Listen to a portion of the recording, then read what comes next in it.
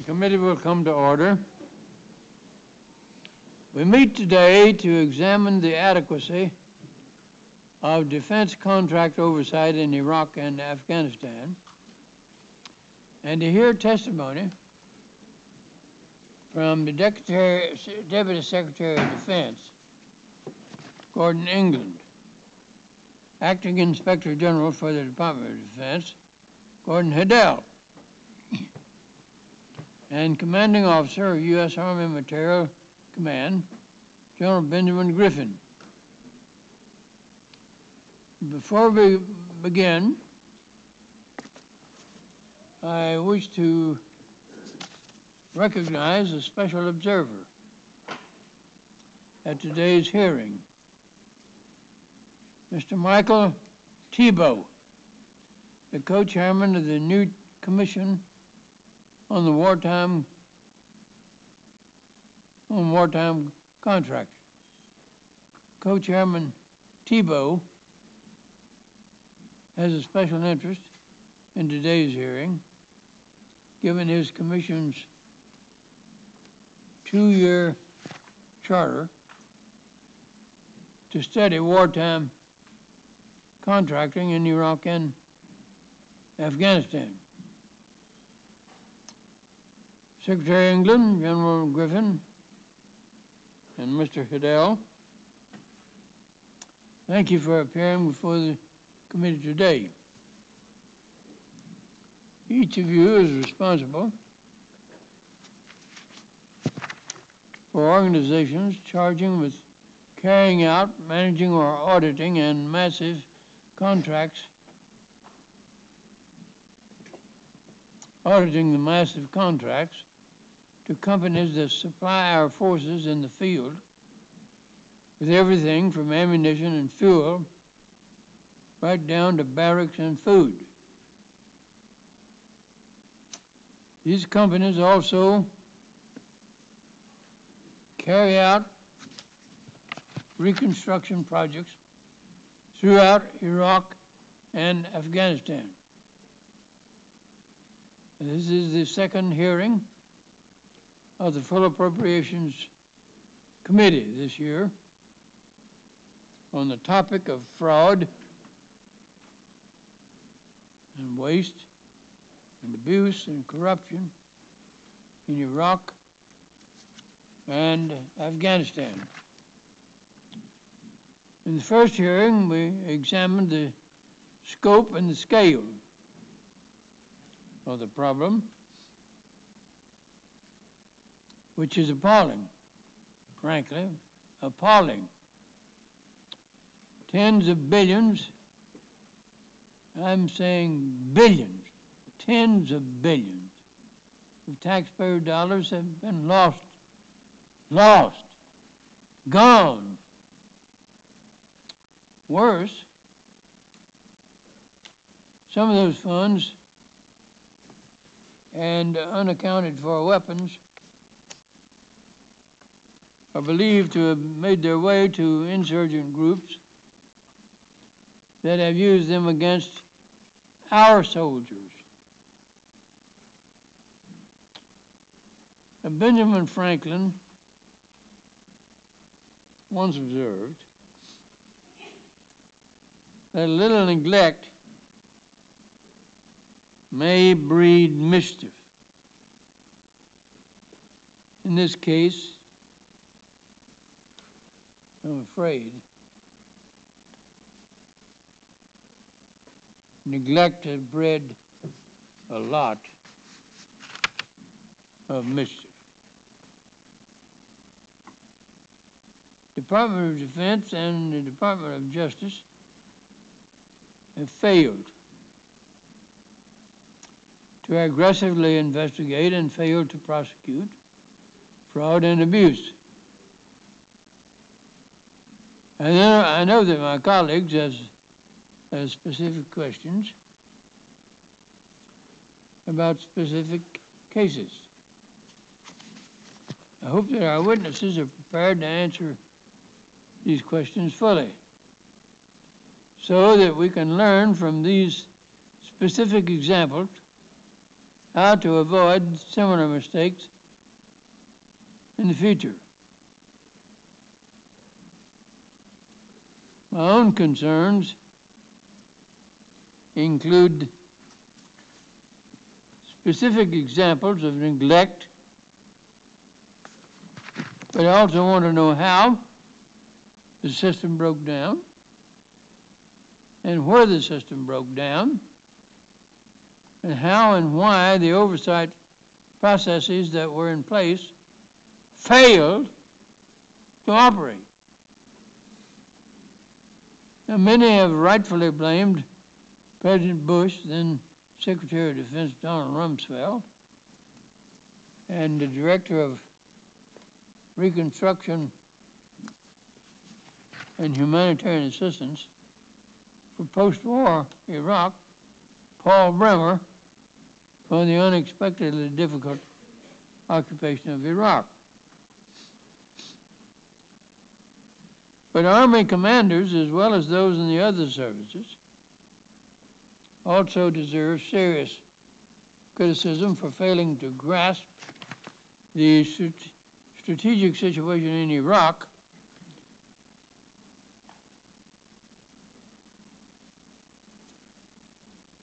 and for failing to plan properly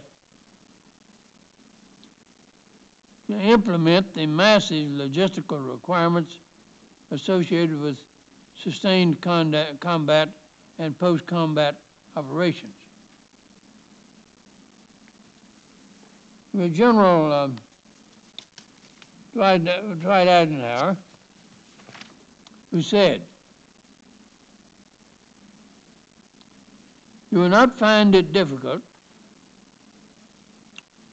to prove that battles, campaigns, and even wars have been won or lost primarily because of logistics. The ability to keep troops well supplied is absolutely critical to every campaign. If appropriate plans had been in place before we went to war, we would not have witnessed the scramble to support our troops with drivers, cooks, fuel, armored vehicles, bulletproof vests, and other tools. Commanders in Iraq should not have had to invent on the spot the networks of assistance for the new Iraqi government. Had better planning been done, we might not have had to sign huge, open-ended, cost-plus contracts with civilian companies whose eyes must always be first on profits and dividends for stockholders before service to the troops and thrift for the taxpayers.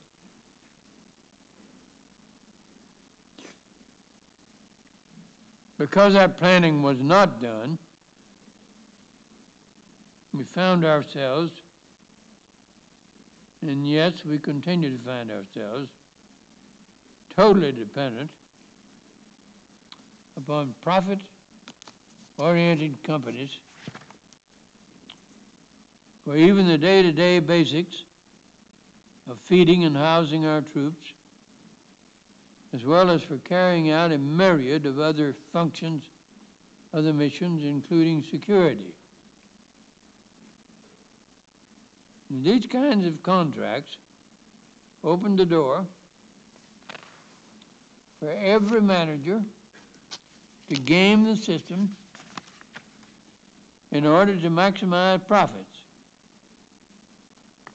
Had better planning been conducted and had better oversight been instituted from the very beginning, we might not be holding this hearing today. Secretary England, in your prepared testimony, you focus on the progress that has been made.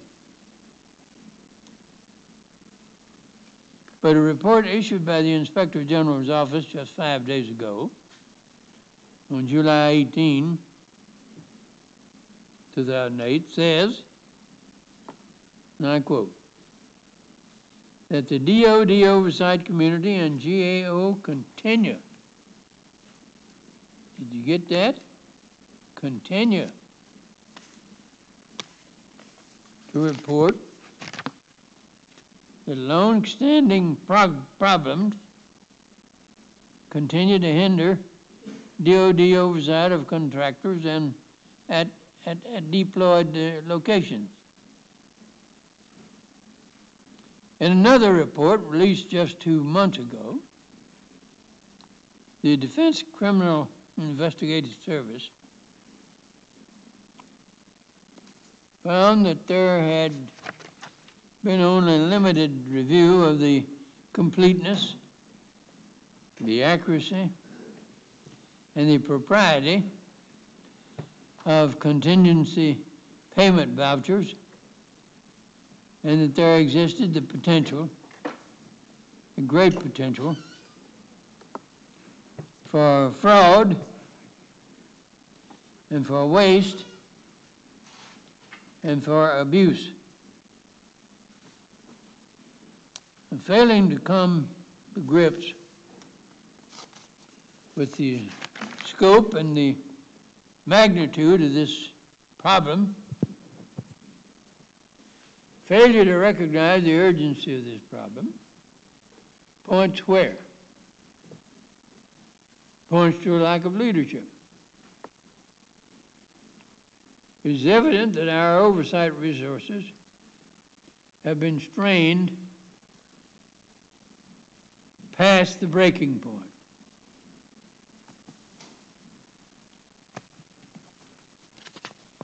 Army contracting dollars and actions have increased more than 350% over the last 11 years, while the contracting workforce has decreased by more than 50%.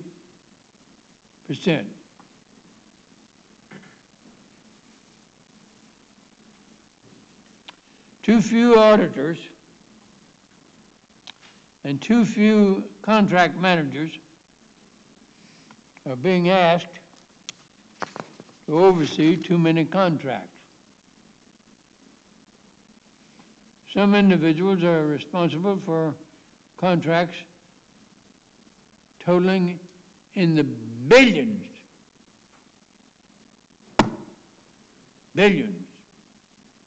of dollars.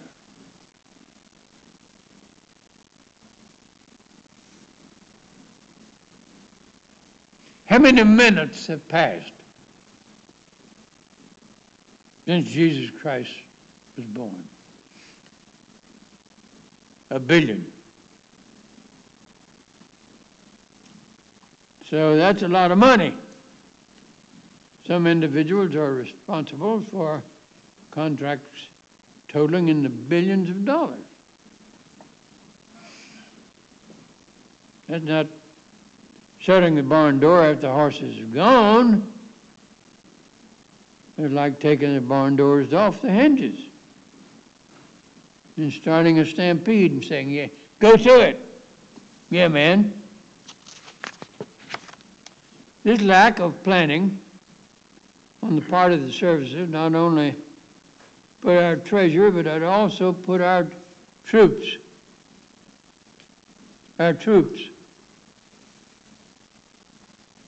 in peril.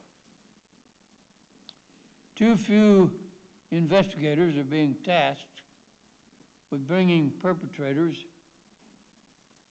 of fraud, perpetrators of waste, and perpetrators of corruption to justice, and with recovering the billions of dollars that have been stolen from the American taxpayers. There are individuals living high on the hog in the United States and in the cities of the Middle East on these stolen funds. The FBI has a grand total of 5 investigators in Iraq and Afghanistan working these cases. 5! As a result of our hearing in March, we included a significant increase for FBI investigators in the Supplemental Appropriations Act to address these problems. But for too long,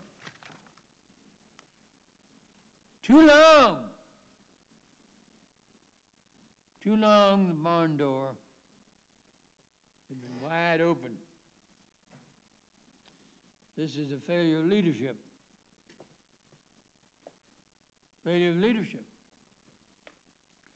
As a result of the lack of enforcement actions, more individuals think that they can get away with bilking. That's not just milking. Bilking the U.S. government or the Iraqi government, embezzling funds, taking and making bribes, and substituting inferior goods or inferior workmanship, which is plain old-fashioned stealing. Stealing. This illegal activity takes money directly away from the pressing needs of our troops and the needs of the Iraqi and the Afghan people. We need to make collars and dollars our motto. More arrests, yeah, lock them up. More indictments, go get them.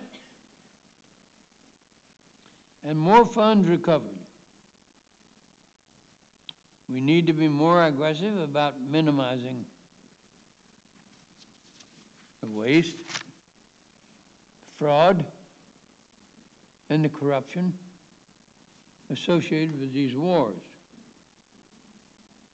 If that requires a reallocation of resources, or if it requires new legislation, I'm certainly open to hearing from each of you about what is needed, as long as it results in prosecutions and the recovery of the hard-earned dollars that have been stolen. That's right. Taken from the American people. Members will be recognized for statements and questions for up to 7 minutes in order of seniority. I now turn to my distinguished friend and very able and learned colleague, Senator Thad Cochran, for any opening remarks he may wish to make. Mr. Chairman, thank you very much. I'm pleased to join you in welcoming our distinguished panel of witnesses this morning. We're interested in learning more about what the Department of Defense and related agencies are doing to make sure that our contracting efforts in support of the global war on terrorism and specifically our activities in Iraq and Afghanistan are successful. The United States is engaged in a serious conflict.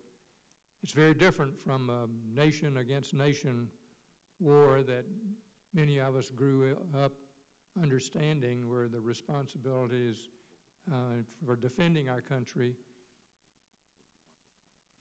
and the Department of Defense manage that challenge.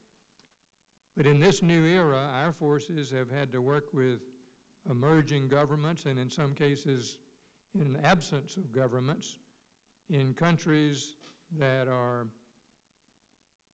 besieged with terrorism and graft and unusual challenges.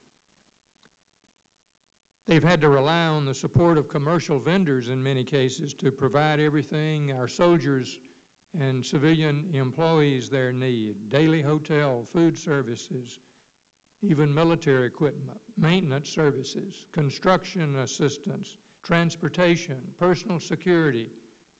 These efforts have been carried out in a very dangerous area of the world, and they've been enormously challenging for the Department of Defense. And I think we need to acknowledge that right away.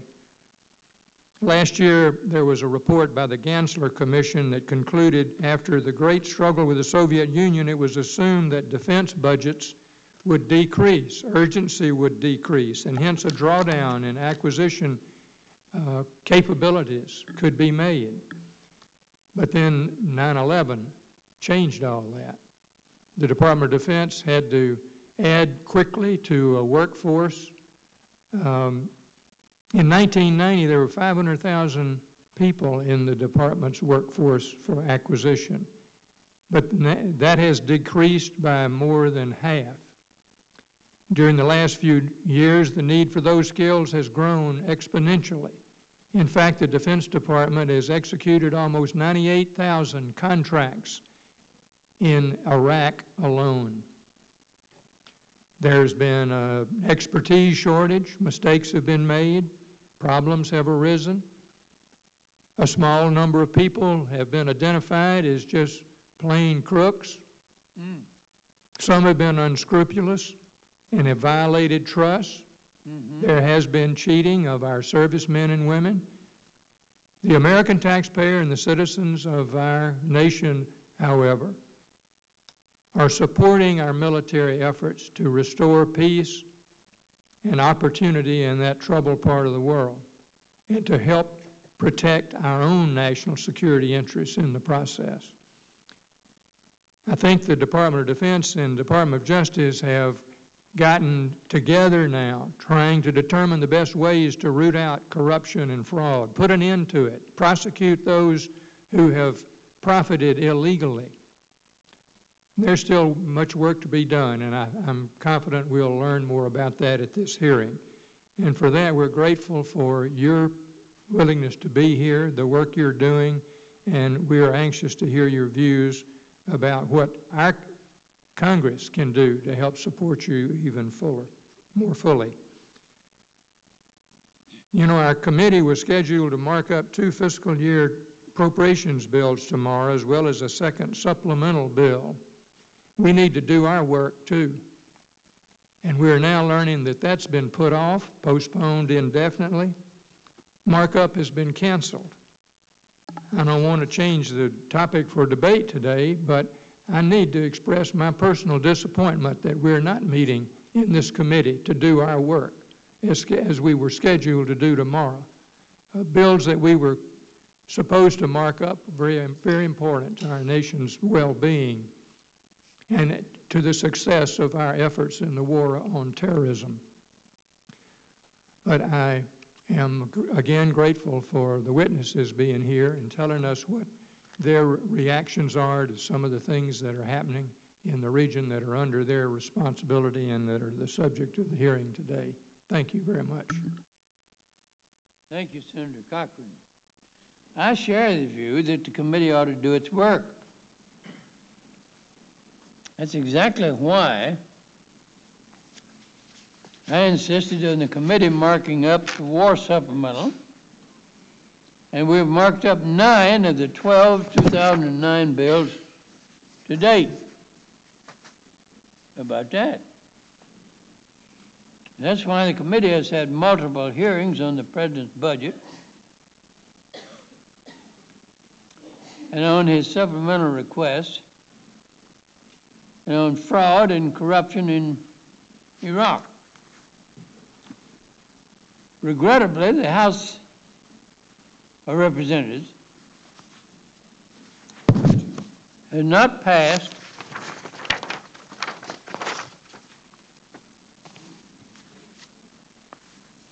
a single, did you get that?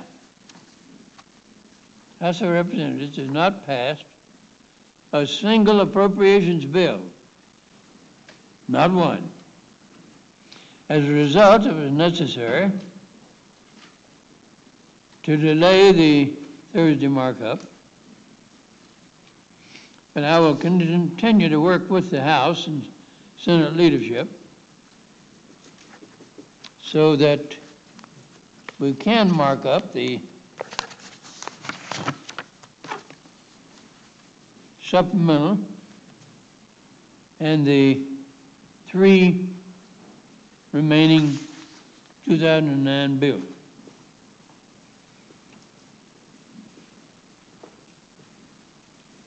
Yes, sir. I now turn to our witnesses. The Deputy Secretary of Defense, Gordon England, Acting Inspector General for the Department of Defense, Gordon Heddell, and Commanding Officer of the Army Material Command, General Benjamin Griffin, for their testimony.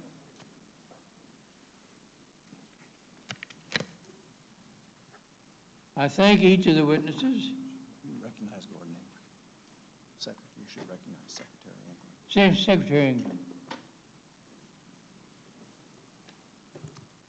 Chairman Byrd, I thank you for the opportunity to be here and distinguish.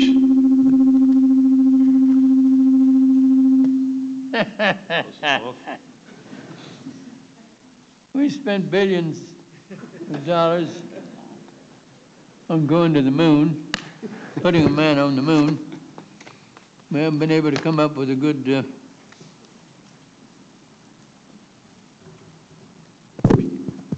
public address system. Let's try again here, Mr. Chairman. I think the other mics are off here on the table. Maybe that'll be better and we'll be able to proceed. Yes, all right. So I do thank you, and I thank the distinguished members of the committee for the opportunity to be here. I mean, hopefully we can answer your questions clearly and also provide a perspective on an update of the progress, both how we got here a little bit and also an update of the progress that we're making regarding our contracting activities and the oversight of those activities, particularly in Iraq. As you comment, I'm pleased to have my distinguished colleagues with me. Gordon Heddell from the Department of Defense, the acting IG, will be able, I think, as part of his opening statement, to give you some specific statistics in terms of convictions and investigations underway, so we are holding people accountable. He will cover that for you. I'm also pleased that the Commanding General of the U.S. Army Material Command, General Ben Griffin's with us, and also Mr. Shay Assad, who's the Director of Defense Procurement. I believe those gentlemen also, we have representatives at your request from the Defense Contract Audit Agency and the Defense Contract Management Agency with us. So I'm hopeful we will be able to address your issues and concerns, many of which you've already raised. I do have a written record for a statement for the record, and of course we're all prepared to answer your questions now. As you are aware and as you commented, the Department has struggled with our expeditionary contracting and the oversight of that contracting. Our expeditionary contracting is contracting that's overseas, in this case specifically in Iraq. We have struggled with that, and by way of perspective, since January of 2003, we've obligated approximately $71 billion through those contracts, and as was commented, there's been 98,000 expeditionary contract actions since 2003, and unfortunately, this extraordinarily large volume of activity was not anticipated. The Department's hindsight today is much better than was its ability to predict back in 2003, not to mention, of course, that much of this work was performed in a war zone, a dangerous and a very difficult environment. Now, that said, the Department takes our contract accountability and contract oversight responsibilities very seriously. Multiple DoD agencies have engaged in literally thousands of aggressive reviews, audits, and oversight, and in so doing, they have indeed uncovered instances of fraud and abuse. Those reviews have also led to recommended meaningful corrective actions, coupled with holding people accountable, and along with structural organizational changes. Now, many of those changes are centered in the Army and in our agencies, and you'll be hearing about them during this hearing. Now, the Department will continue to improve the effectiveness and efficiency of our contracting across the entire enterprise, but I do need to comment that it will take time to rebuild our acquisition and contracting workforce. As was commented, these personnel were dramatically reduced during the 1990s, some by congressional direction. I expect some from department initiatives. And these professional personnel are hard to replace. It's a lengthy training time involved to bring them up to their professional status. So even today, it will likely take a few more years before all of these critical skills are fully replenished. Looking back, we have learned that there are many demands on an expeditionary force. As you will recall, many of the discussions regarding length of deployments and dwell times for our military, well, those same considerations are applicable to our military and civilian contracting personnel.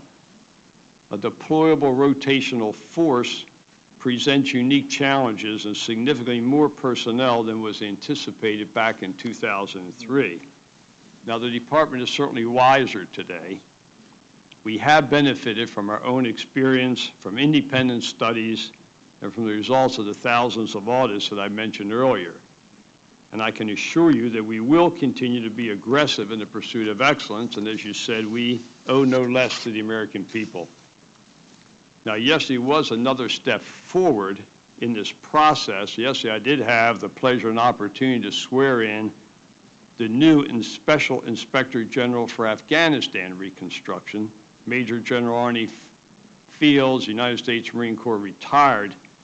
I'm confident Arnie Fields will help to do in Afghanistan for the Departments of Defense and State what Stu Bowen has been able to accomplish over the past several years in Iraq as part of his special investigative status.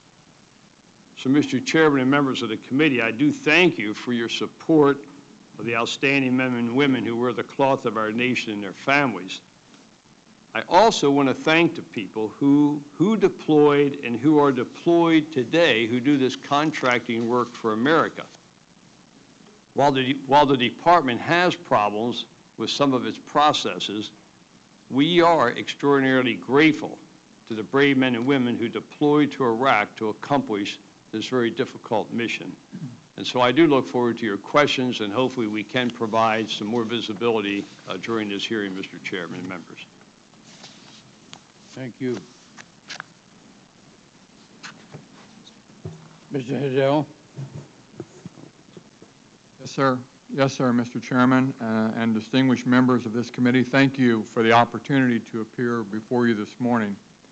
My name is Gordon Hidell, and I am, as of last week, the Acting Inspector General for the Department of Defense. The magnitude and complexity of the Department of Defense requires nothing less than a full-time effort.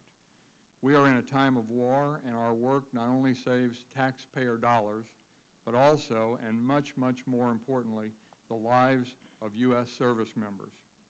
The DoD-IG has the primary responsibility within the Department of Defense for providing oversight of programs and appropriated funds.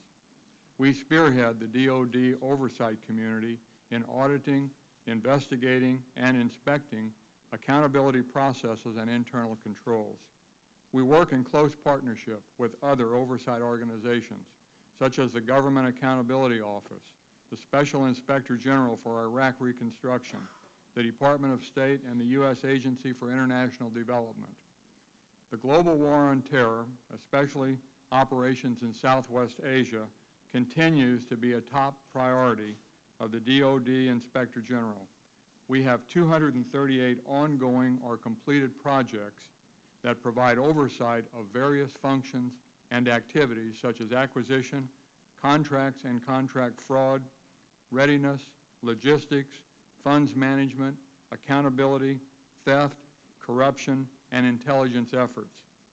We have adopted an expeditionary workforce model to support efforts throughout Southwest Asia. We have core staff forward deployed to our field offices in Iraq, Afghanistan, Qatar, and Kuwait. Expeditionary team members deploy to complete reviews. The number fluctuates on a daily basis depending on requirements. During April, May, and June, we had an average of 55 personnel in theater supporting OIF and OEF, and at one point during May, we had over 100 personnel in theater. As Inspector General, I will evaluate our current and planned staff levels for our presence in Southwest Asia and will make adjustments as necessary. The goals of our expeditionary model are to minimize disruption to the warfighter, facilitate timely reviews and reports, and minimize risk to personnel. We have completed or are conducting audit oversight efforts that cover approximately $158.9 billion related to Department of Defense efforts in Iraq. Currently, we have 38 ongoing Iraq-related audit projects reviewing mission-critical support functions. As of June 30, 2008, the Defense Criminal Investigative Service had 124 ongoing investigations related to Southwest Asia. These investigations involve 286 subjects. 32 of these DCIS investigations have been adjudicated, resulting in 22 federal criminal indictments, 32 federal criminal informations, and 32 felony convictions. The adjudications have resulted in 54 years confinement, 44 years probation, debarment of 10 individuals and 4 companies, and suspension of 28 persons. The U.S. government has accepted 3 settlement agreements, received $13.5 million in restitution, levied $374,125 in fines and penalties, received $1.76 million in forfeitures, and seized another $2.65 million in assets. On June 18, 2008, my office released the Comprehensive Audit Plan for Southwest Asia. The plan was facilitated by the DoD-IG Joint Planning Group, Southwest Asia, and includes the individual audit plans of my office and the Inspectors General of the Department of State and USAID, as well as the Special Inspector General for Iraq Reconstruction, the Army Audit Agency, the Air Force Audit Agency, and the Defense Contract Audit Agency. The audits in the plan will help to identify abuses and defects in contracts, systems, and processes also. The plan will be updated on a periodic basis. On July 18, 2008, we issued a report entitled Challenges Impacting OIF and OEF Reported by Major Oversight Organizations beginning in fiscal year 2003 and running through fiscal year 2007. We compiled 302 reports and testimonies given or issued by the Defense Oversight Community and GAO. Our analysis identified that over the course of OIF and OEF, the Department of Defense experienced recurring challenges in contract management, logistics, and financial management. We also captured many of the initiatives that DoD has underway, such as issuing updates to the Federal Acquisition Regulations and DoD policies regarding the oversight of deployed contractors, increasing the oversight of contractors performing logistical support work, deploying Defense Finance and Accounting Service personnel to Southwest Asia to support personnel and financial operations, and assessing which business operations can be removed from in-theater. I would like to submit these 2 reports for the record. In closing, thanks to your budgetary support, we are able to dedicate more resources to fight waste, fraud, and abuse. The office is on a firm footing to provide the necessary oversight. We look forward to working with this committee, and we will continue to keep Congress and our leadership fully and promptly informed. Thank you for the opportunity to appear before the committee today to address our ongoing oversight work regarding Iraq. Thank you. General Griffin. Yes, sir. Chairman Byrd, Senator Cochran, and distinguished members of the committee, thank you for the opportunity to be here today with our Deputy Secretary of Defense, the Honorable Gordon England, and other key members of the Department of Defense to discuss the adequacy of defense contract oversight for Operation Iraqi Freedom. As you know, our nation has been at war for over 6 years.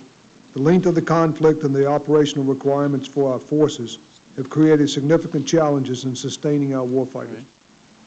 I will state up front that we are not where we want to be today in terms of contracting, but we have made significant progress. We are committed to improve our ability and capability to provide not only first-class expeditionary contracting, but also to implement improvements across the entire contracting system. I want to assure you that we are continuously improving our ability to meet the needs of our troops in conflict and are implementing many of the recommendations identified by the Gansler Commission and the Army Contracting Task Force. As the Commanding General of the U.S. Army Materiel Command, my #1 priority is support to soldiers, sailors, airmen, and Marines, to our warfighters. In pursuit of that goal, our contracting employees play a critical role in supporting our nation at war. We have never fought in an extended conflict that required such extensive reliance on contractor support. This is not to say that we have not had contractors since the Revolutionary War. We have extensive contract support inside of the United States and overseas, supporting the global war on terrorism, food, maintenance, and security, a couple of things you mentioned, Mr. Chairman. These dedicated people are working 24/7 in Iraq and Afghanistan.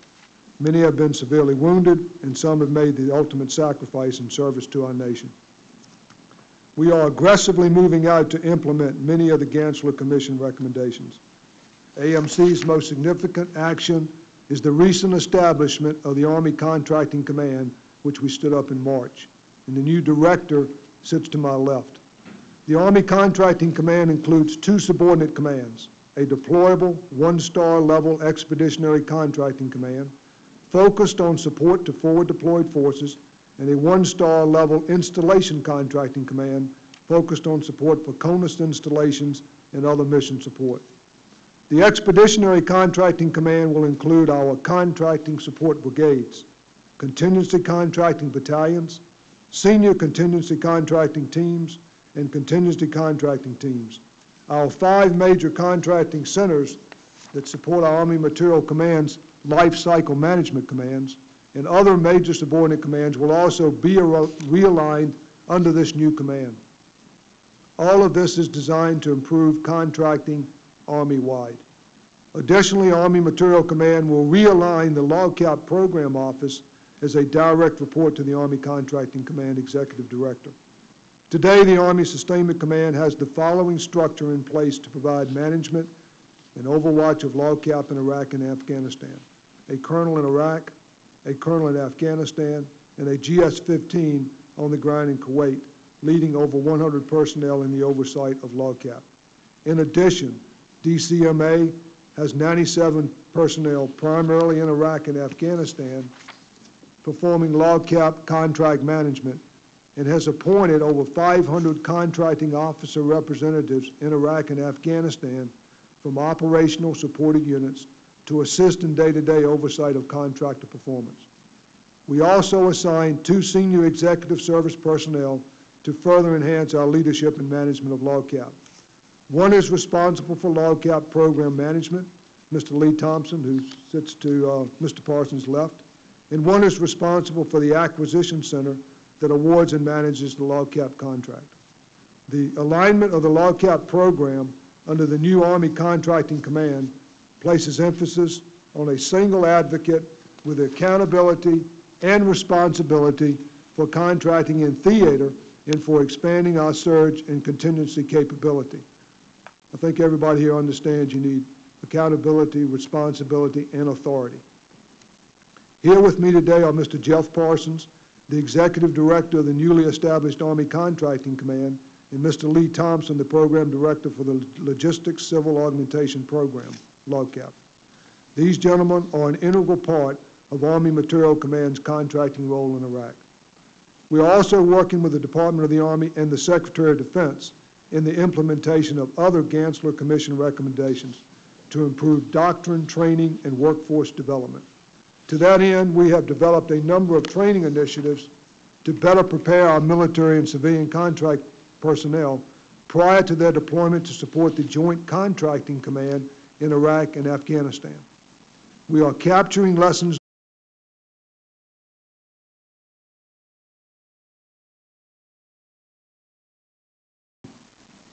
I appreciate the Senate's support of our Army's efforts to provide our nation's warfighters and allies with quality products and services.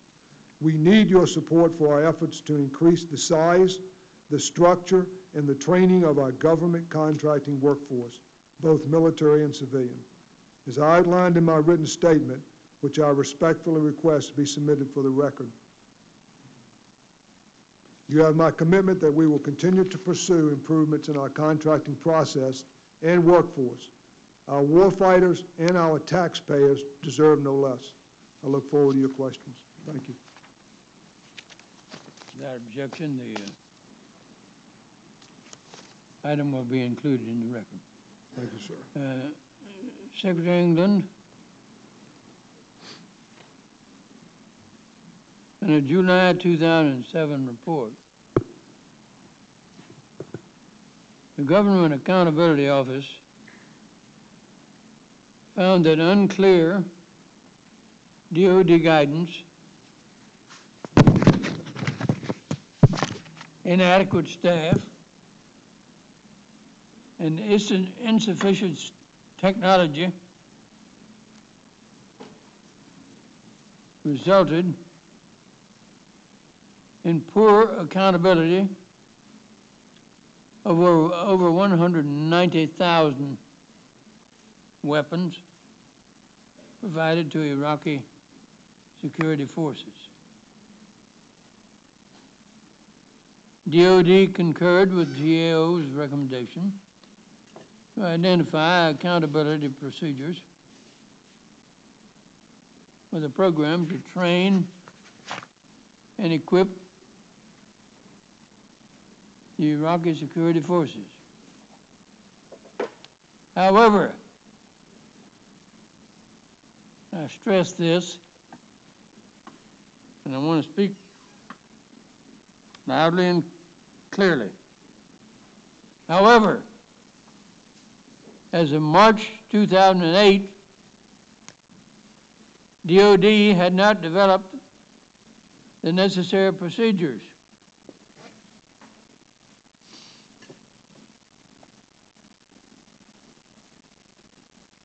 Can you tell the committee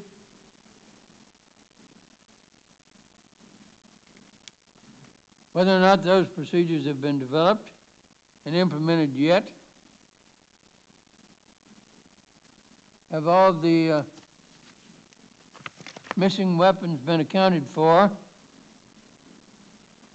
And what additional oversight is planned to ensure that weapons accountability continues?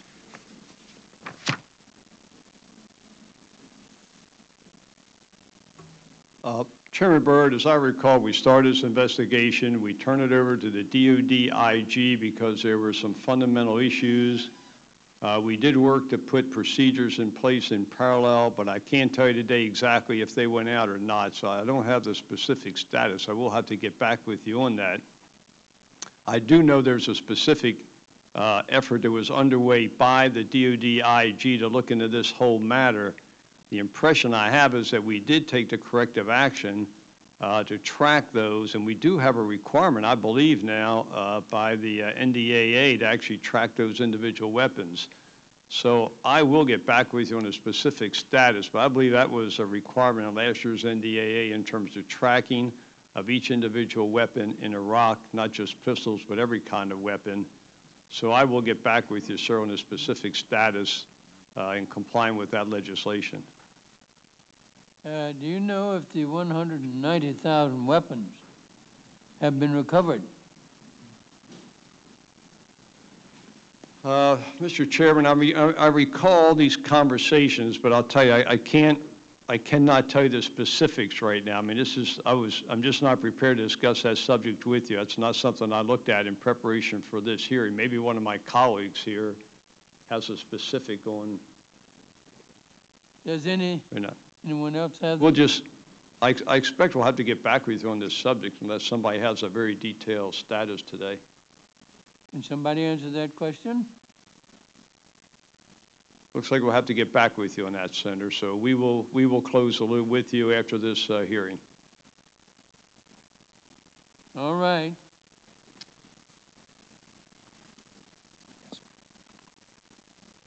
Secretary England, a few months ago,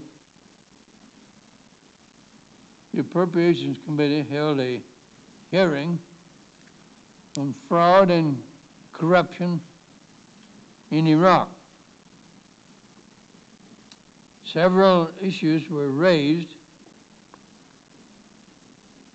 relating to missing coalition provisional authority funds, but DOD's responses to these questions remain unclear.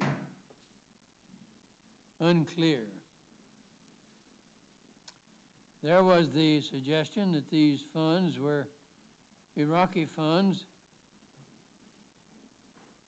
and no concern to the Department of Defense.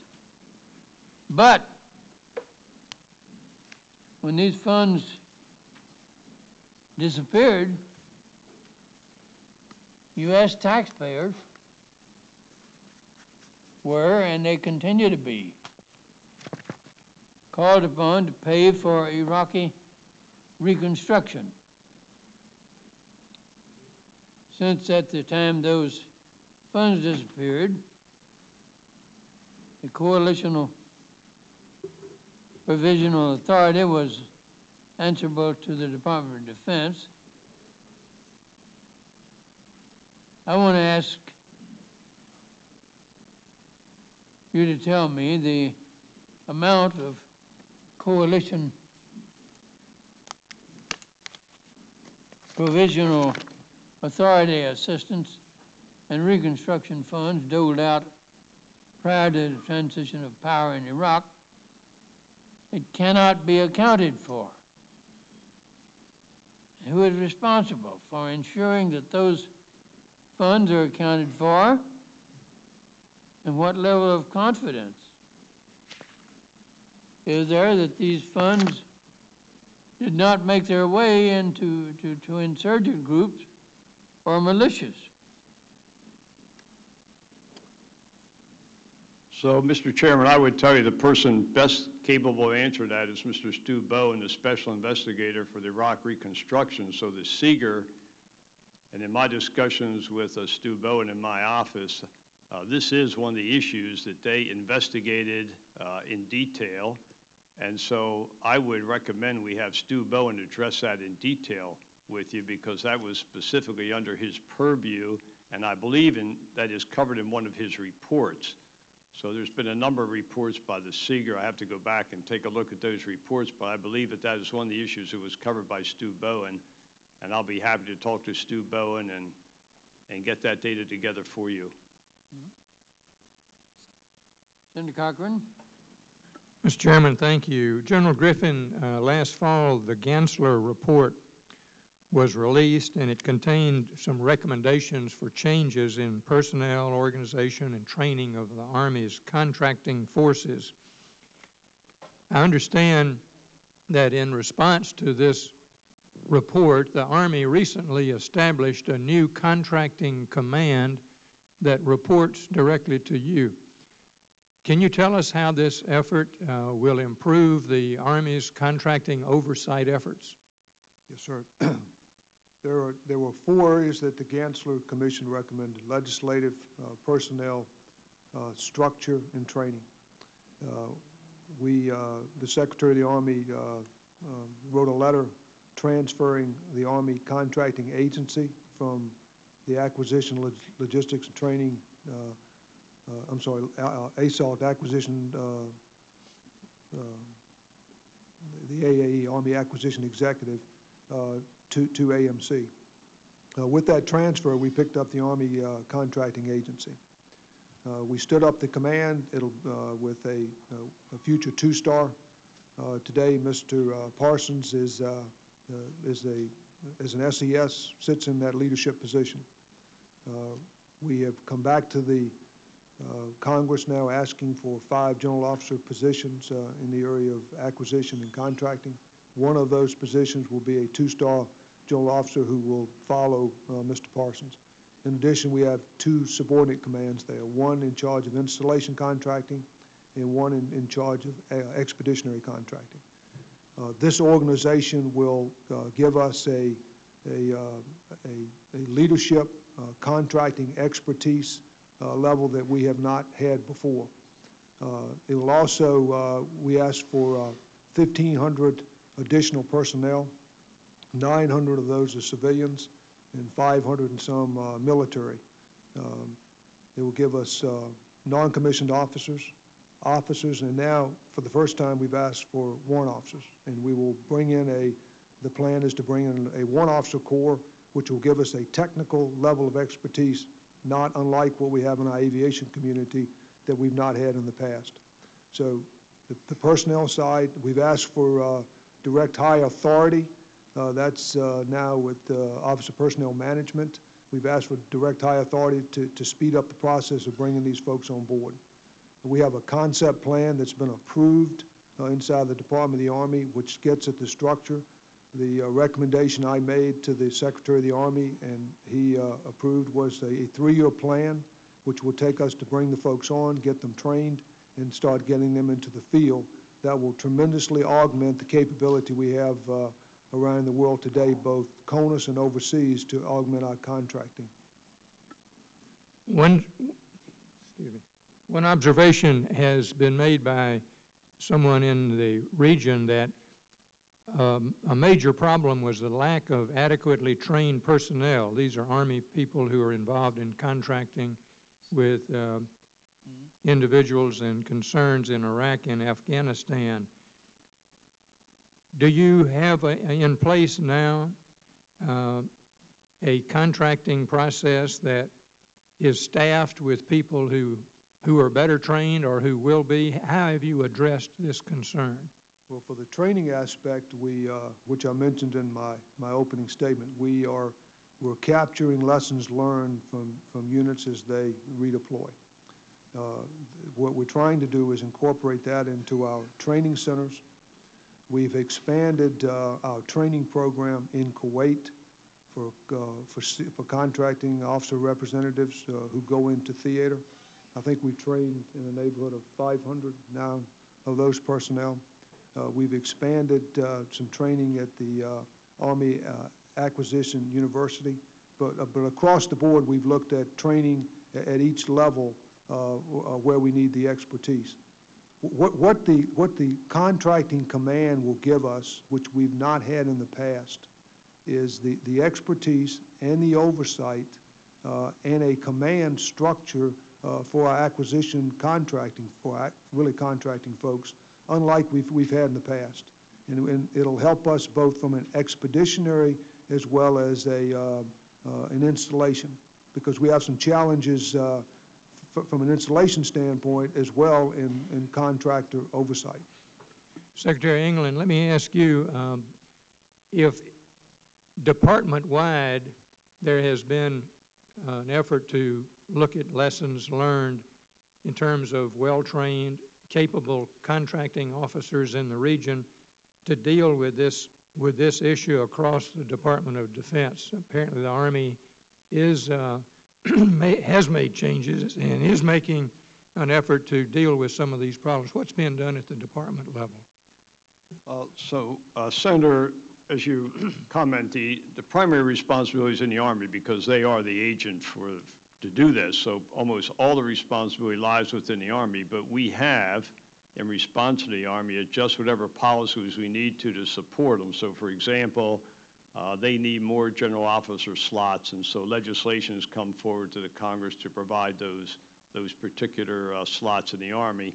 So whenever we need DOD actions, we meet regularly on this subject. Whenever there's actions needed at the OSD level, we work to support the Army in terms of broader policies or legislation. We will continue to do that.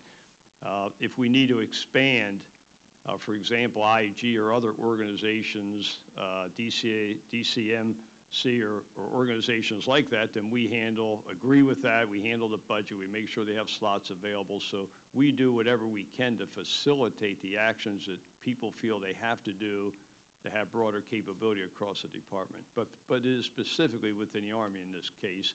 And then the oversight, of course, are in many agencies, including the investigative agencies.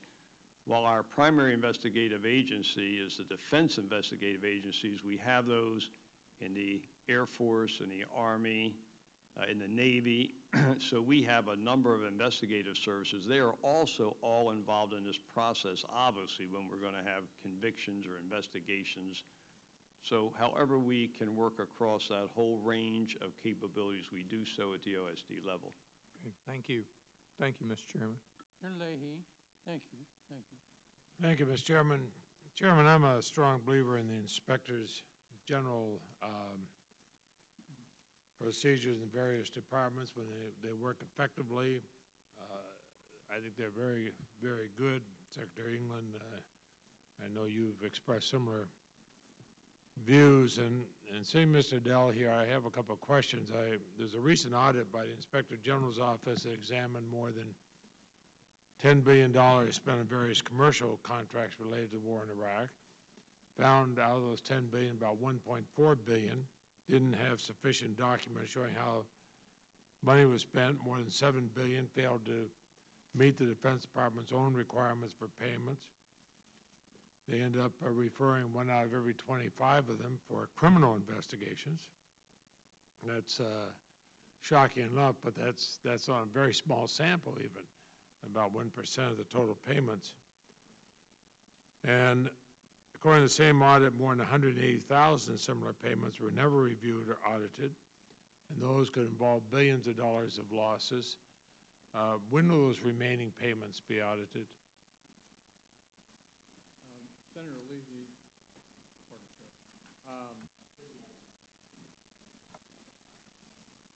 any Inspector General, and I think particularly this Inspector General for Department of Defense, would be very concerned about any of these. I mean, of course, with defense, we're talking about extremely large amounts.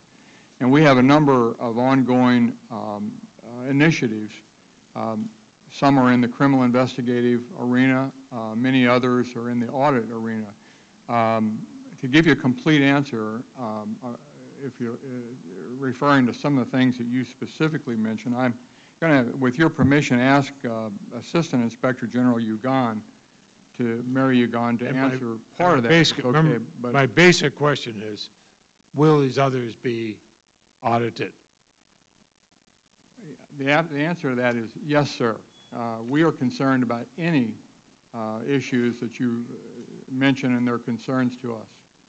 And how long was that going to take? Well, I'd have to look at each individual issue. Mary here may be able to answer specifically on each one, but these audits, I can tell you, generally take from beginning to end, you're talking at least 6 months. I know that's a long time. If it depends on the issues, the scope of the audit, and what kinds of resources are available. But these are very important issues to us, and so they would get top priority. But your testimony today is that they all will be completed. They will be, yes, sir. Ms. Ugan, did you want to add anything to that? I just wanted to say the context of that audit, it was started in May 2006 because DCIS was concerned about $10.7 billion of vouchers in a warehouse at DFAS Rome. And we came in to look at the completeness and accuracy. We drew a stat sample based on dollars, and we had a 90% confidence level. But we were still working with our agents. The agents and DFAS are scanning every voucher. That's going to take quite a bit of time. I think if you work 2 shifts, it might take 24 hours a day. It would probably take 9 months to look at it. So it's been a joint effort. And the issue with us was these are commercial vouchers mostly. that we looked at that were out of Kuwait. We were concerned with the supporting documentation to provide the basis for a payment. So we are going to be looking at it from an OIG standpoint, yes. Do you need scanning every payment You voucher. need more investigators? I mean, if we're talking about billions of dollars that may have been wasted or lost in fraud, do you need more investigators? Because I think most taxpayers would say it'd be kind of nice to find out who defrauded whom, and if somebody should go to jail.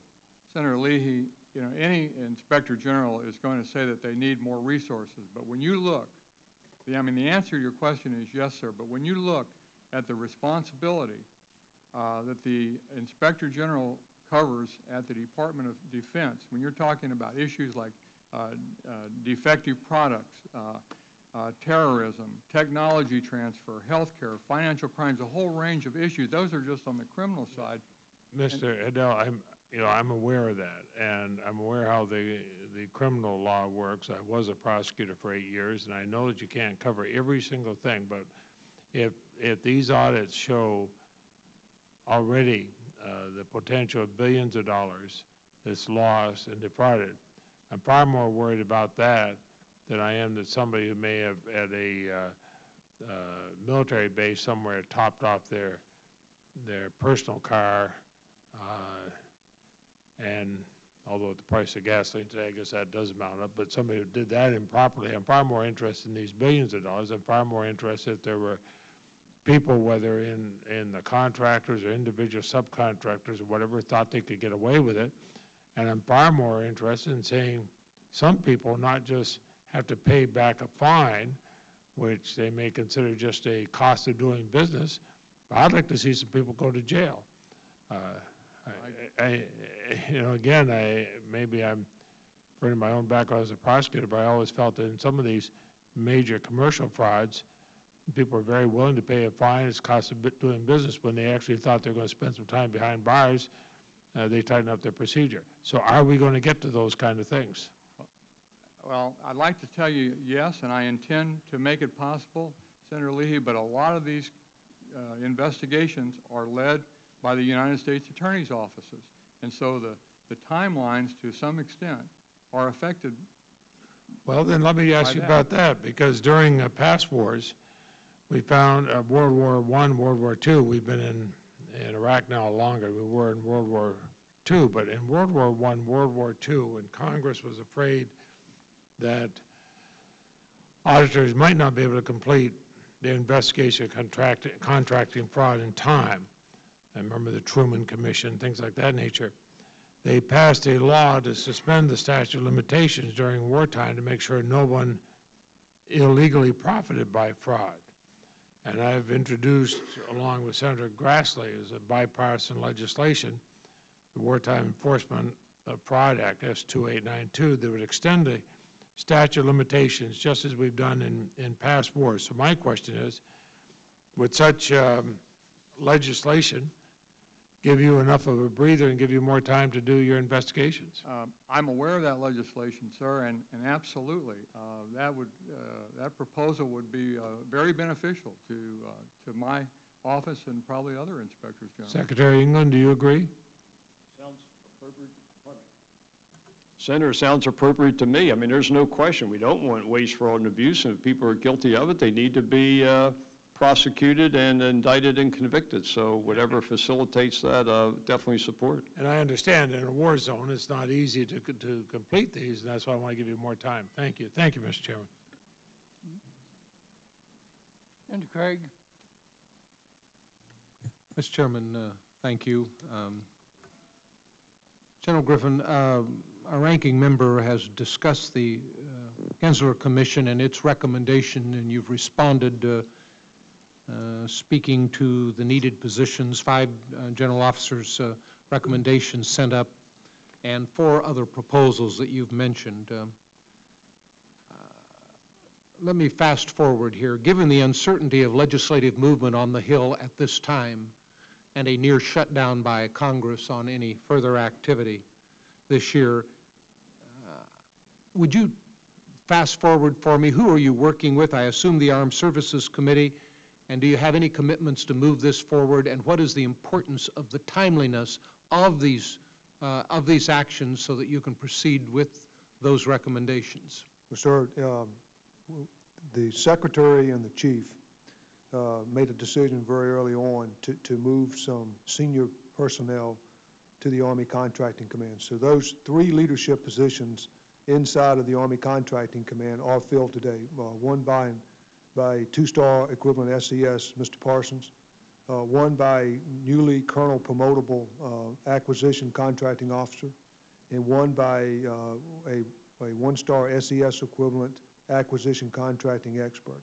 So first I want to leave you with the idea that they are all 3. We have very competent people there today. The plan for the future with the 5 GO positions is to have a position where we will promote a general officer into that 2-star level that would be the commander of the Army Contracting Command. And we're still working this in the specific allocations, but we envision 2 other GO positions in that Army Contracting Command, 2 1-star positions. Then a 4th general officer position would be in the ASALT, on the Army Staff, Assistant Secretary, Acquisition, Logistics, and Technology. And there would be a 2-star position there, and one, I believe the plan is to put in the Corps of Engineers. We submitted the request through OSD, and it was sent over to OMB, and OMB now has passed it to the Congress. But so I don't know the status of it right now, but I will come back to you. But we are aggressively working the resourcing of those 5 GO positions. Well, my point here is, as we shut down for in late September, yes, sir. Obviously, and we may not be back yes, sir. Until early next year, or the Congress may not, depending. I would hope that if there is some sense of urgency, it's expressed, and we can work with the chairman of the appropriate committees to make this happen. Thank you. Thank you. Mr. Hedel, is it? Yes, sir, it is. GAO cited serious problems with construction contracts in Afghanistan as far back as '05. Buildings that had not been started had been left unfinished, even though the contractor involved had been paid for a completed project. Where I'm headed here is that if we are moving personnel into Iraq, if there is going to be a more intensive effort there, where are we with the facilities now?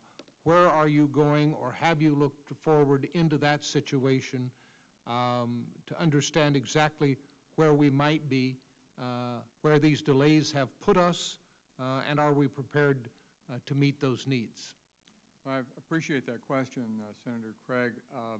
Being relatively new at the Department of Defense, I'm aware of the issues that you mentioned. I'd like to ask, if you're, with your permission, Assistant Inspector General Ugon, who's aware of that and can answer that question. Thank you. Thank you, sir. With respect to Afghanistan, we have ongoing coverage. Particularly of importance to us is the Afghanistan Security Forces Fund, which is used to equip the Afghan police and Army forces. We have ongoing work now. The team just redeployed back to the States. They spent 4 months there looking at various types of issues, real property transfer, equipment accountability, and we also coordinated with the munitions assessment team on weapons accountability, and we think that's a very important country in the region. We have a regional strategy when we do our audit work, and we also are looking at contractor common access cards, which frankly give contractors access to pretty much any facility here in the States as well as forward, and that's of importance to us as well. So there's quite a bit of initiatives that we're moving into Afghanistan, and we plan to also increase in Iraq as well. I hope that answers your question. Well, it may. You talk about what you're doing. Where are the problems you now see that need to be corrected, if there are some that relate to a potential surge or a substantial deployment of U.S. personnel additionally into Afghanistan? Well, the issue that we have is similar to the issues that we have identified in our summary report, And as we've said before, we haven't reported out yet. We haven't drafted our report. Our preliminary observations, we have alerted the command in country, Combined Security Transition Command.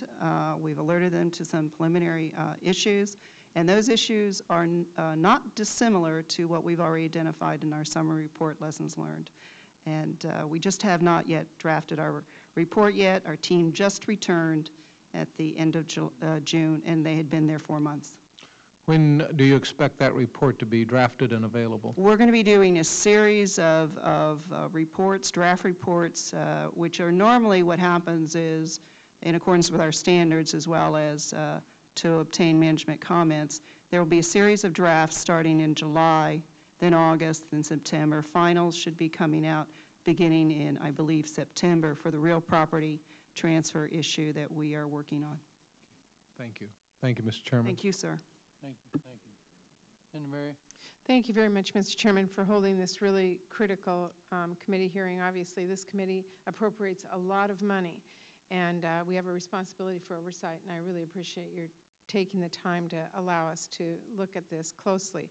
I know my colleague, Senator Dorgan, has done an incredible amount of work on the issue of electrocution and is going to focus on some of that in his questioning, and I want to thank him publicly for his work on that. Look forward to your responses to his questions. But let me ask a broader question to you, Secretary England, and I understand that this contract oversight is very difficult for our military. You've been asked to fight 2 wars in a period of immense transition, and we know the military doesn't have the resources to carry out every task associated with this conflict, and that is, of course, why we do have contractors today. Ideally, they provide a service for a cheaper amount for taxpayers and do it well, but I think we're all deeply concerned about the stories that we're hearing about tax dollars being wasted on fraudulent billing, on dead-end projects, on lack of accountability, and understand that defense contractors don't have to respond to the same chain of command as our service members, and the oversight is difficult. However, it's just difficult for me to believe that the Department of Defense is helpless in using any kind of leverage against these in order to secure favorable outcomes from them. Can you tell us or describe to this committee what processes or leverages you do have in order to have accountability and make sure that tax dollars are being spent more wisely than what it appears we have been seeing? Certainly, Senator. Senator, first let me say, I firmly believe almost all of our contractors, forthright, honest, directly, do a very good job for us. The ones we hear about are the cases where people do bad things, and that's the way it always is. You always hear about the bad things, but there's a lot of good things, and without the contractors, frankly, we couldn't do these jobs that we do in terms of the Department of Defense and for our military. A comment about a lot of the functions that the contractors do for us. One, our military is not as large as it was, but also it's now an all-volunteer force, and frankly, a lot of these type of jobs contractors do. Our military people did not join the military to do these kind of jobs. They joined the military to be fighters and do a military job. So we have come to rely on contractors, and frankly, I believe that is appropriate as an adjunct to an all-volunteer force. That said, there's always situations where people either misbill, maybe deliberately, sometimes inadvertently, don't have sufficient data. A lot of these cases are looking for sufficient justification. It's not that they've done something wrong, it's there's not sufficient justification, so we need to have additional justification for the billing. But we have contracts that we have DCMA here, our audit, not the audit agency, but our contracting across the board that assists, and they can discuss this somewhat, that assists all of our contract personnel. But when people overbill, one, we correct that, and we get those monies back. So if there's been an error or even deliberate, we get that money back. So if there's an overbilling, it comes back to us. Now, if people do something fraudulent, if they break the law, and there are people who obviously break the law like they do in any other endeavor, then we do have investigative agencies, starting with the Defense Criminal Investigative Agency that comes under our IG, and as I said, we have those in all of our services. Yeah, I understand that. And- Is and it we a problem? prosecute- and we prosecute those people. And are we aggressive about that? I mean, I can see a case where the military is very reliant now on private contractors to do an incredible amount of work, and it's important. I can see a tendency for the military not to aggressively prosecute or go after any of these contractors because of the close reliant relationship. Should that be a concern?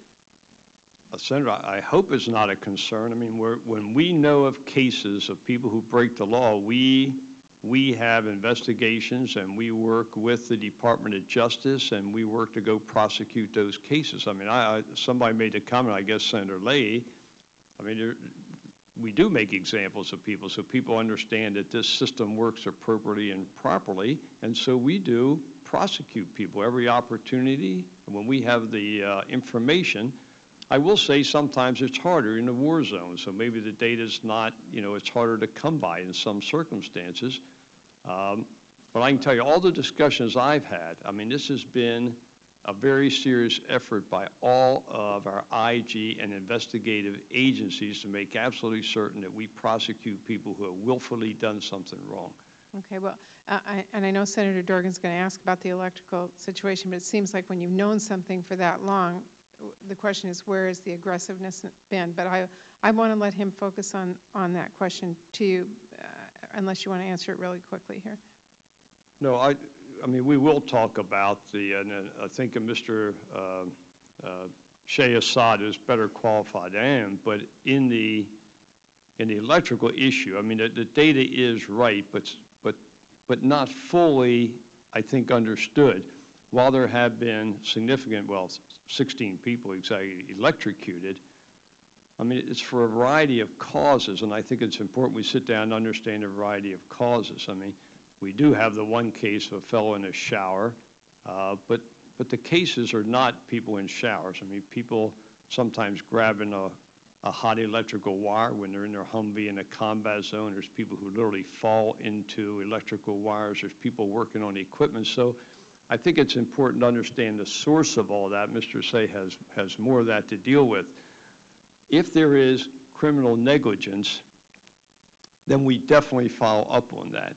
I mean, in most cases, when we investigate, we find out that's not the case. To the larger point that there's a very close relationship now between the military and these private, very large companies, and your reliance on them to provide essential services for our military.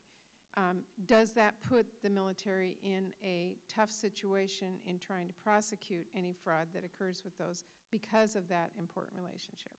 Senator, I would say not. I would say the companies themselves, they're like us. They do not want fraudulent people in their payrolls. I mean, they want to do the job right because they're in business, most of these companies, for a long time. I mean, they want to do business with us, so they try to do a very high quality, excellent job for us every day. And when they have employees that break the law or do inappropriate things, they have the same incentive we have as to go prosecute those people. I mean, they do not want people, I would say that's true with companies across America. You do not want employees that are not honest and forthright in terms of doing their job every day. So I think those companies are aligned with us in terms of prosecuting people who break the law. Well, thank you, Mr. Chairman. My time is up. I appreciate it. Senator Dorgan? Mr. Chairman, thank you, and thank you for holding this hearing. Thank you. Secretary, thank you for being here and appreciate all of the witnesses. I must say, I find all of this a pretty depressing situation. We are shoveling money out the door and have been for a long while, at almost $750 billion at this point, with very little oversight. We've barely scratched the surface on oversight. And the cases that I am well aware of, it gives me precious little confidence that we're doing the right thing to address these issues. And what I'd like to do is ask questions about several areas. I don't know that I'll have sufficient time to get through them all, but on the issue of electrocutions, 2 mothers came to a hearing I held. I've held 17 hearings on these issues, only because there are precious few oversight hearings. two mothers came whose sons were electrocuted in Iraq. One power washing a Humvee, the other taking a shower. Originally, the Army suggested maybe the one taking a shower had taken a small portable appliance into the shower with him. It turns out that, of course, was not true. But we had electricians hired by the company that was involved in the electrical contracting who left the company because they were upset about what the company was doing. They indicated that Kellogg Brown & Root was hiring people who were not qualified, didn't even know what basic grounding was, and so on. The testimony was pretty depressing, actually. And so it's clear that there was a lot of problems with the electrical wiring, and the contractor that had that contract, people have been electrocuted, and now General Petraeus has asked the contractor that is the subject of allegations of shoddy work by employees who worked for the contractor, has asked that contractor to go back now and do a review of all the wiring in Iraq. Secretary, do you think that's an appropriate way to do a review of what's happening, to have the contractor that's the subject of the allegations go back and take a look at whether the work is good work? So, Senator, I'll let Mr. Assad cover this in more detail, but my understanding is we're not going to just do that. We actually are going to have a group that will go out and independently audit, at least on a sample basis, to make sure that this work is being done appropriately. But I think it's also I think we do need to understand maybe more fundamentally how this whole system works with KBR and also the facilities, et cetera. Because they do not have master electricians. I mean, everyone's not a master electrician. I mean, typically the way they work anywhere, and I think even here in housing and all, there would be a master electrician and people work for them. That said, we are going to go audit this. We've also asked our organizations go off and look at other buildings and start sampling other buildings in Iraq, not necessarily ones that KBR contractors. A lot of the buildings were just there when our military and personnel showed up. So there's a lot of independent auditing that will be accomplished to ensure the safety of those buildings. And perhaps I could have Mr. Assad say a few more words about that. But I agree with you. We want to have absolute confidence before our people use these facilities that they're safe. Well, was General Petraeus not issued? My understanding is General Petraeus made a decision and issued an order that KBR should go back and do a review of all the wiring contracted in Iraq. Is that not the case? No, I believe that's the case, but I believe that also decisions have been made that we will also then have other people sample that work to make absolutely certain it's been done correctly. And so can someone else has more detail, I think, can help, can you help me, Assad? Yeah. So we will sample that work to make sure that it is appropriate.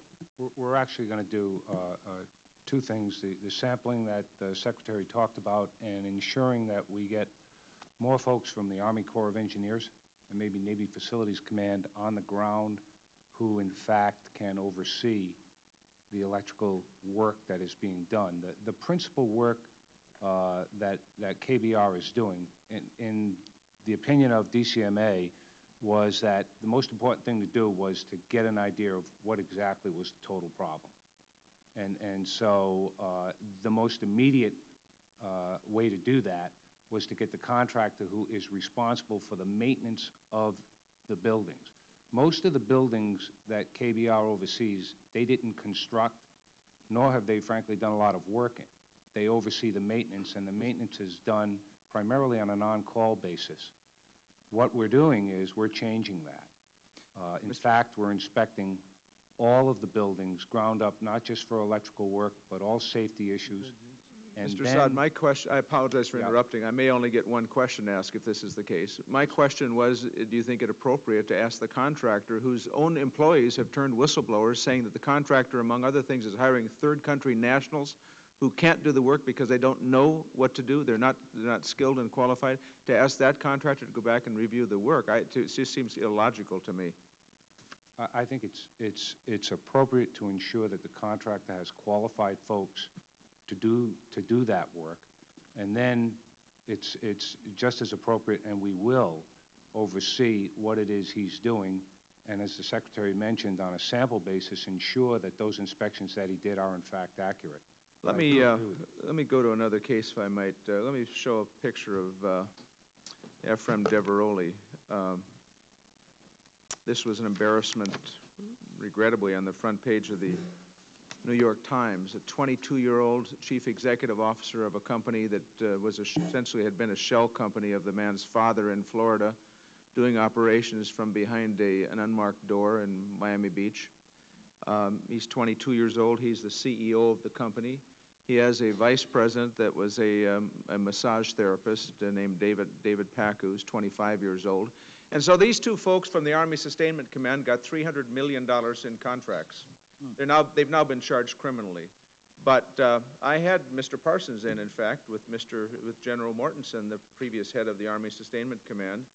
And the more I have looked at this, the more disgusted I have become. In fact, Mr. Parsons, you indicated to me, I believe, that this company, AEY, looked good on paper, and you look at companies, not individuals. In fact, you and General Mortensen told me that even if the criminal charges were dropped, the Army Sustainment Command could reinstate the contract. Let me ask a question about this. How is it that a $300 million set of contracts goes to a company that has a 22-year-old CEO and a 25-year-old massage therapist as a vice president, and they've done small contracting with the State Department and found to be unfit? And at that point, they get contracts from the Army Sustainment Command. Is that an embarrassment? It should be, in my judgment.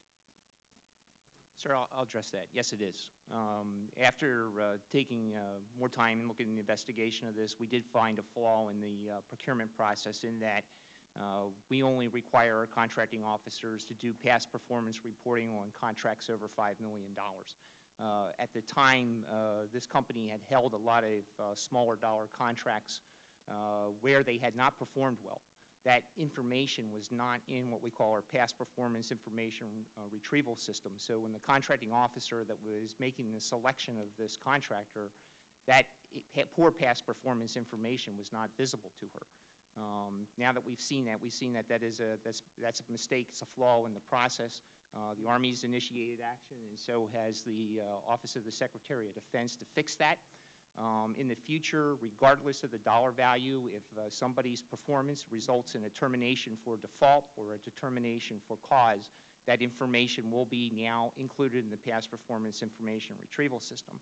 I'm confident that if the contracting officer had seen that information, her decision in that selection would have been different.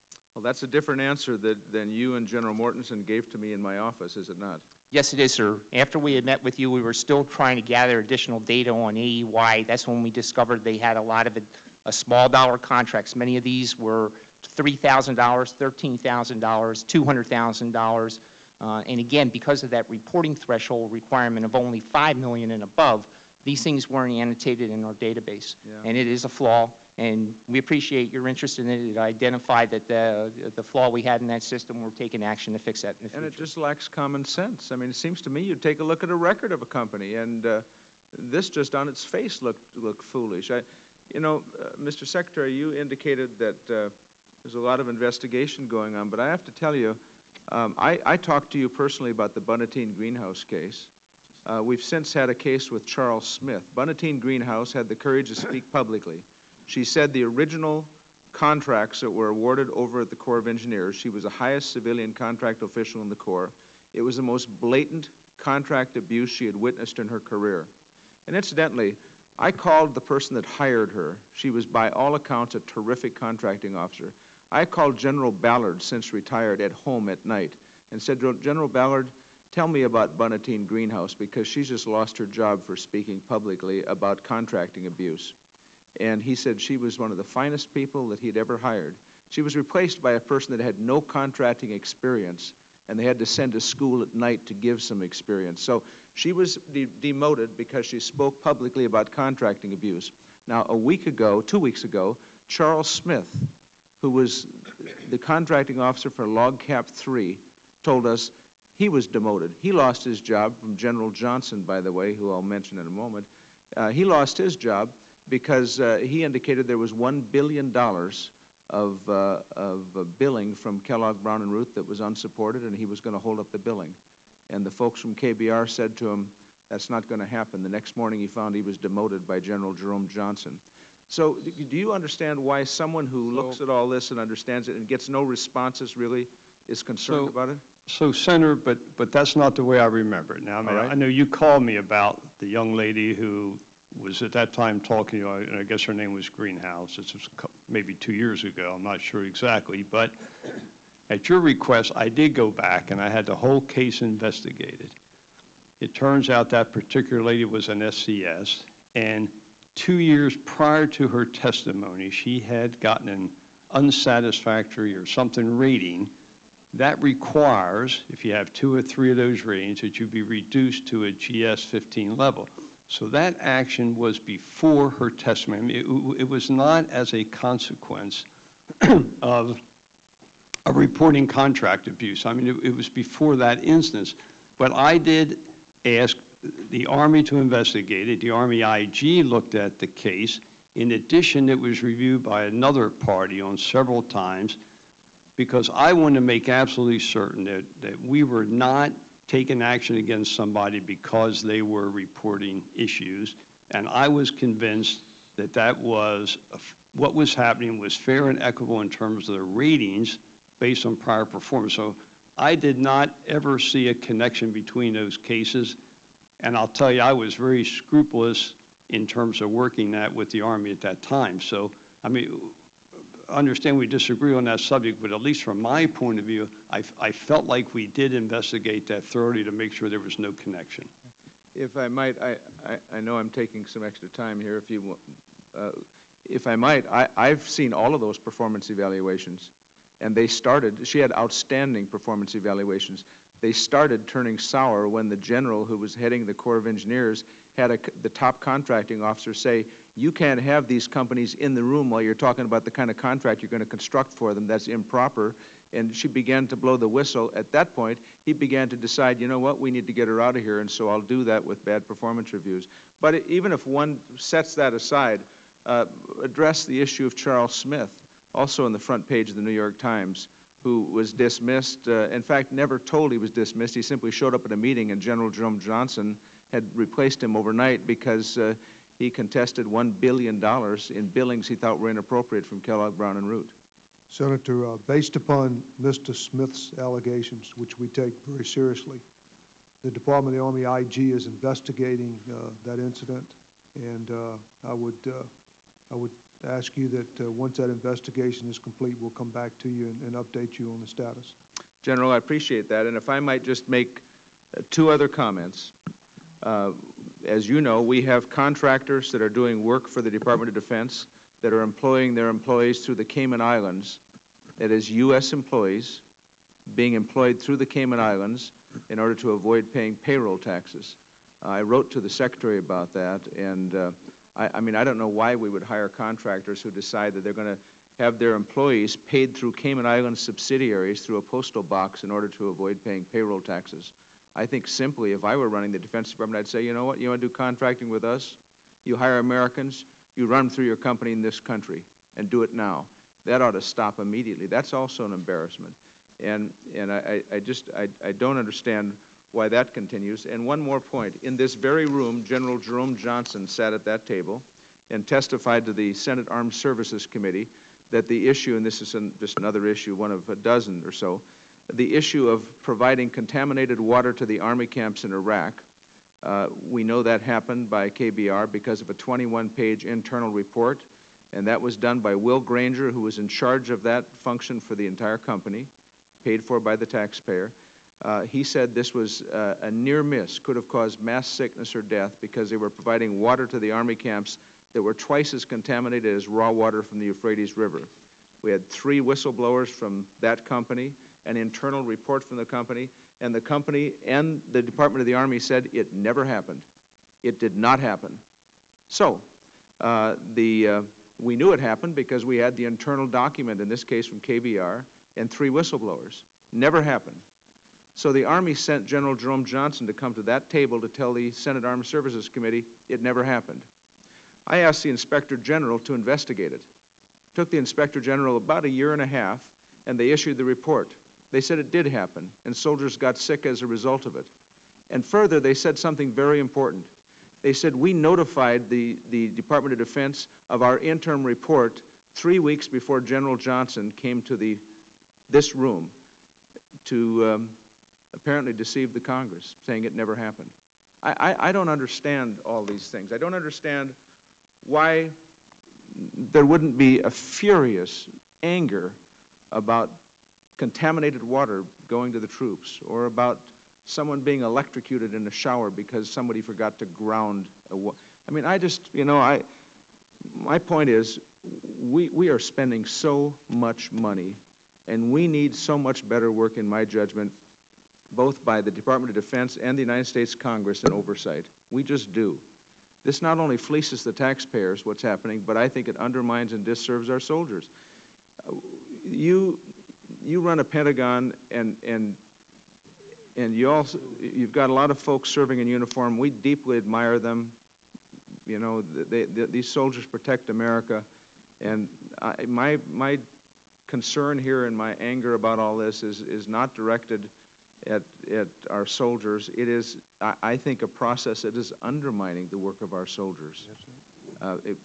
Senator, let me just say, I do not disagree. I mean, look, I do not disagree. I mean, by and large, I think all of our people and our contractors try to do what's right for America, and there are instances where there's people who don't do what's right.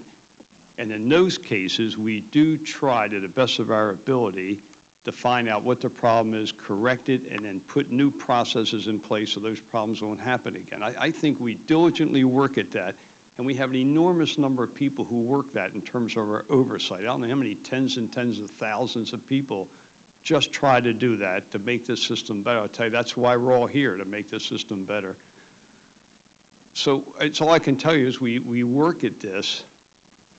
It is our fundamental responsibility to make the system work right. It doesn't always work right, but we do try to fix the problems when they are identified in a systemic way. But in most cases, they deny. I mean, the young woman whose son was killed taking a shower, she was so upset because they said, well, maybe he took an electrical appliance into the shower. That's not what happened to him. He was killed because of bad wiring.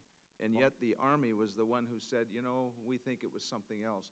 And then when I see General Johnson show up here, and so you understand my angst. No, I understand. I mean, I hope you're dealing with the exceptions, though, and not the way the process works every day, Senator. Yeah, except that when Mr. Parsons tells me the way they used to select companies for these contracts, and you get a 22-year-old with precious experience who's been defaulting, or I don't know defaulting, but has been deemed not to have been a good contractor on small contracts in the State Department, and he gets a much bigger contract from DOD, I'm saying the processes are broken and don't work, and we need to do better.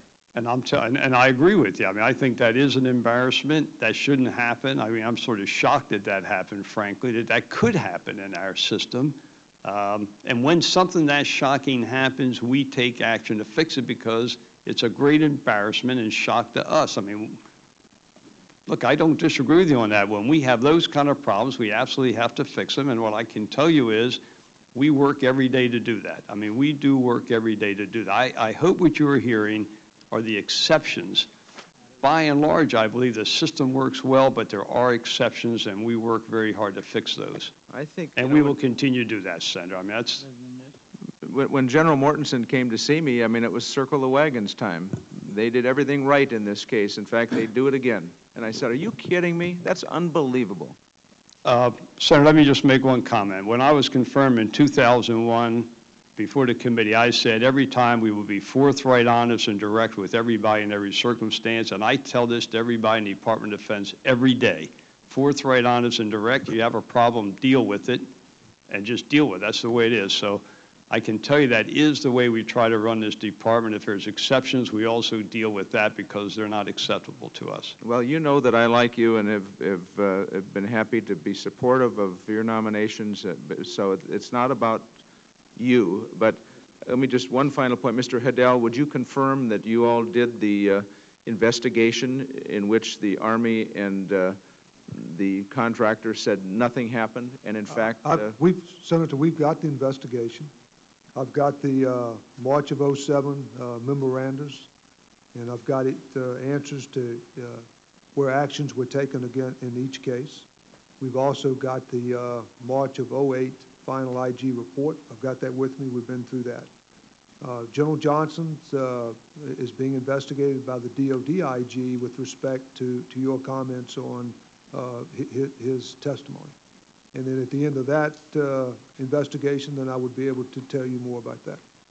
But we have the results of the IG inspection you're talking about. I've got exactly what was done in theater, and we've got now the latest report as well.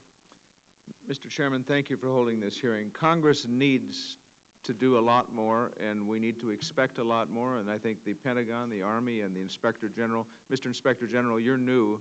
You and I have visited, but good luck on your work. We need your help badly. Well, I appreciate that, Senator, and I appreciate the conversation we had the other day. The issues you brought to my attention I consider very important, and I'm addressing them. Mr. Secretary, thanks for your indulgence. And Mr. Chairman, I've well run out the clock here, and you and the Senator from Mississippi have been very good to let me take the time. Thank you. Thank you. Senator, I do appreciate your comments. I do appreciate them. They're helpful, and I appreciate your comments, and I appreciate your good work. Thank you. By prior agreement, Secretary England needs to leave at this time, but the other witnesses are prepared to continue for any further questions. Senator Cochran. Mr. Chairman, I have no further questions. General Griffin, given the large dollar amount of unaccounted for expenditures, why has KBR been permitted to continue to contract with the Department of Defense?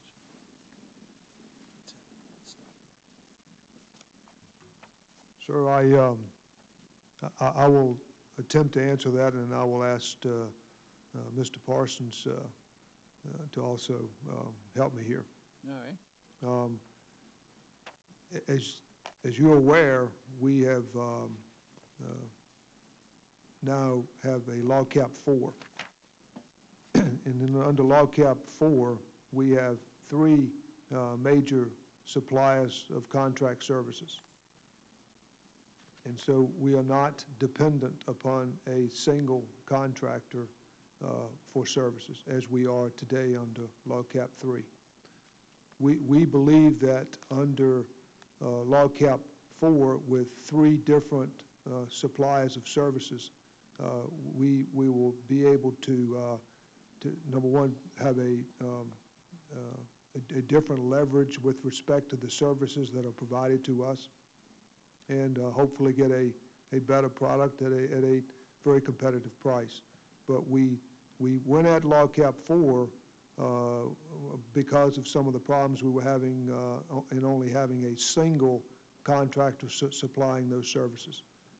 With that, I will turn it over to Mr. Parsons, let him specifically talk about KBR today.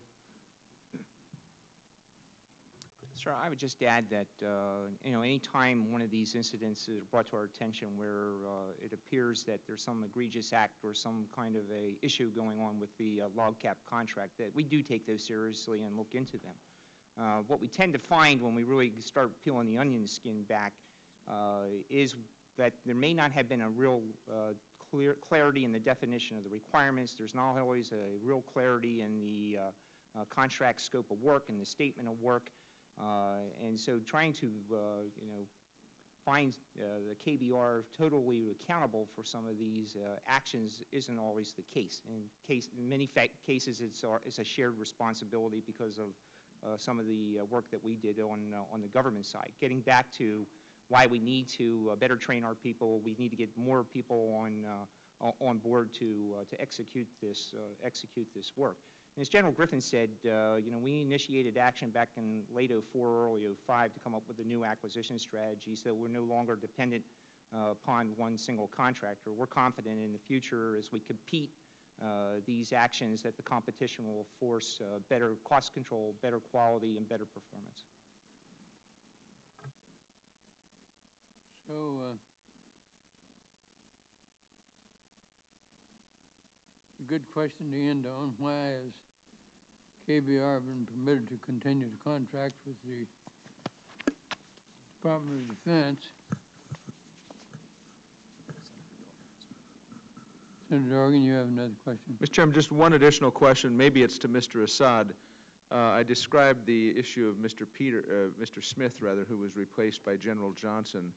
the morning after the Halliburton or KBR folks told him, well, we will get this judgment changed. He said there was about $1 billion that was not justifiable, or at least the evidence wasn't available for the payment. And the next morning he came to a meeting and discovered that he was no longer in his position. He'd been demoted. And he discovered something else, and that was that the DCAA, the audit agency, would also be replaced, and the auditing of that would be done by a private contractor. Who can tell me about why that would have happened? And my understanding is some of that still occurs on LOGCAP 4. But is the DCAA not capable of doing those audits? Why would a private company have brought in to do the audits who... Sir, I'll address that concern. I think you're making reference to RCI Serco. They Yes. did not replace DCAA in the auditing of KBR's books.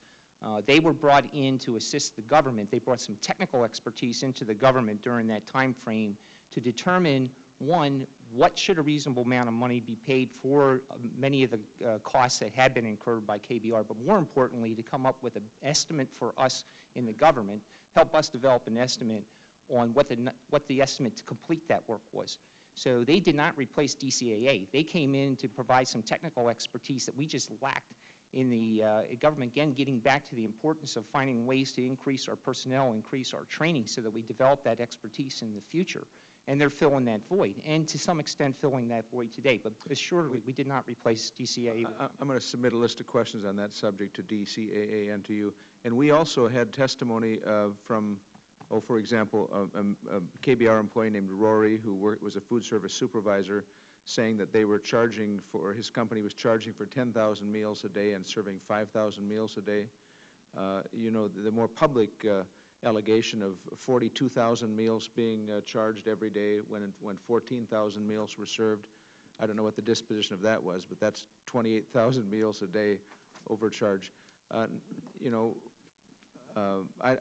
we've sent all of that over to the Department of Defense. Some of it goes in, I get letters back saying, we're looking into this, the Criminal Investigation Service is looking into it, and some of this is 4 years old, 3 years old, and you never hear back. And my hope is that Mr. Inspector General, you'll be able to take a look at some of those older cases, because it seems to me that one of the lessons here from Mr. Smith and Ms. Greenhouse is if you speak up about this and complain about it, you're going to quickly lose your job. Mm-hmm. And I think that's an awful lesson for those in public service. I would hope we have people that have the courage to say, you know what, if we've got sweetheart contracts being awarded, we've got payments being made that aren't supportable, I hope we've got people that are willing to speak up. At least the two that have testified publicly did so at the cost of their job, regrettably. Senator, I would appreciate copies of anything like that you get, and I promise you we'll sort out the response. And I'll be happy to do that. And thanks. You have just taken over the Army Sustainment Command, I believe. Is that... No, sir. Actually, General Radin took it over a year ago. So Joan Johnson changed command. That'd be almost a year to date. So, Major General Radin is the commander. Did General Mortensen report to you? Sir, General Mortensen has also retired. He's retired, yes. And General Dunwoody replaced General Mortensen. Mr. Chairman, thank you very much, and I thank the witnesses. Thanks for being here. Thank you, Senator. Mr. Dell, in response to my second question concerning lost CPA funds, Secretary England referred the matter to Stuart Bowen, our Iraq Inspector General. It was Stuart Bowen who testified before this committee in March about the lost funds. Given that the CPA funds may have found their way into the hands of insurgents who wish to do our soldiers harm, are you committed to tracking down those lost funds? Well, absolutely, Mr. Chairman. That obviously, it concerns me. I will say that on that particular matter, the Special Inspector General for Iraqi Reconstruction is investigating that. However, we're concerned about anything along that line that we become aware of. Now, the fact that they are looking at that, we would defer to them to complete what they are doing so as not to confuse the issue. But yes, sir, we would take any action that we can to save the American taxpayers money that shouldn't be wasted, lost, stolen, or abused. All right. I thank each of the witnesses for appearing before the committee today. This committee cannot allow taxpayers' money to be wasted or stolen, nor can we tolerate the diversion of funds or weapons to insurgents or terrorists. Therefore, we will continue to aggressively investigate the matter. I ask that all members of the committee submit statements and questions for the record by close of business on Friday, July 25, 2008. This hearing is adjourned subject to the call of the chairman.